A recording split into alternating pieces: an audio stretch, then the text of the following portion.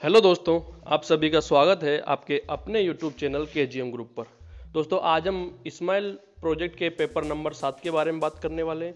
तो चलिए बिना टाइम वेस्ट किए आज का क्वेश्चन हम स्टार्ट करते हैं। पहला क्वेश्चन जो कि निर्देशांक ज्यामिति से संबंधित है। के का मान ज्ञात कीजिए यदि बिंदु ए 2, 3, बी 4 के तथा सी 6-3 सहरेखी हैं। तो इस क्वेश्चन को करने के लिए हमें सबसे पहले ये मालूम होना चाहिए कि संरेखी अर्थात 3 बिंदु संरेखी हैं, अर्थात 3 बिंदु एक ही रेखा में होने के लिए क्या कंडीशन होनी चाहिए, क्या प्रतिबंध होना चाहिए। तो इसके लिए आपको ध्यान रखना होगा कि 3 बिंदुओं के संरेखीय अर्थात एक ही रेखा में होने के लिए उनका जो त्रिभुज का जो क्षेत्रफल है वो 0 होना चाहिए। त्रिभुज का क्षेत्रफल 0 होना चाहिए। तो त्रिभुज का क्षेत्रफल क्या होगा यहाँ पर, जब त्रिभुज के 3 शीर्ष a x1 y1 b x2 y2 c x3 y3 अगर दिए हुए हैं तो त्रिभुज का क्षेत्रफल हमारा होता है 1/2 x1 y2 minus y3 plus x2 y3 minus y1 plus x3 y1 minus y2। अब ये कंडीशन है 3 बिंदुओं के संरेखीय होने के लिए। अब यहाँ पर क्वेश्चन में हमसे बोला गया है कि ये तीनों बिंदु संरेखीय हैं, तो के का मान ज्ञात कीजिए। तो इसी कंडीशन को हम यहाँ पर काम में लेने वाले हैं। तो हमने यहाँ लिखा प्रश्नानुसार त्रिभुज का क्षेत्रफल बराबर 0। हमने 0 कर दिया क्योंकि यहाँ हमसे प्रश्न में बोला गया है कि जो तीनों बिंदु हैं वो संरेखीय हैं। तो त्रिभुज का क्षेत्रफल बराबर 0।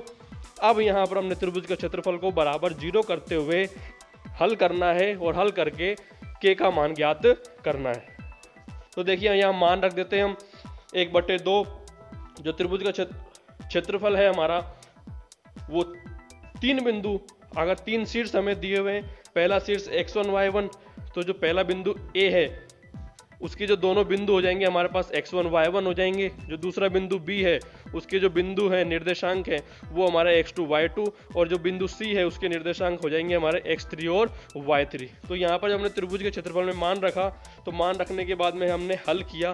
तो हल करने के बाद में हमारे पास यहाँ जो k बराबर 0, तो इस तरह से हम संरेखीय बिंदु होने पर k का मान ज्ञात कर सकते हैं। देखिए दूसरा क्वेश्चन, बिंदुओं 4, 5, 7, 6, 4, 3, 1, 2 द्वारा बनने वाले चतुर्भुज का प्रकार बताइए। तो इस क्वेश्चन में हमें जो चारों बिंदु दिए हुए हैं उन चारों बिंदुओं से बनने वाला जो चतुर्भुज है वो किस प्रकार का चतुर्भुज है। वो समांतर चतुर्भुज है, समचतुर्भुज है, आयत है, विकर्ण है, यही चीज़ इसमें हमें चेक करनी है। तो इस चीज़ के लिए हमें इन सब जो चतुर्भुज है उनकी विशेषताएं हमें मालूम होनी चाहिए। तो सबसे पहले हम चारों भुजाओं की लंबाइयां निकालते हैं दूरी सूत्र की सहायता से।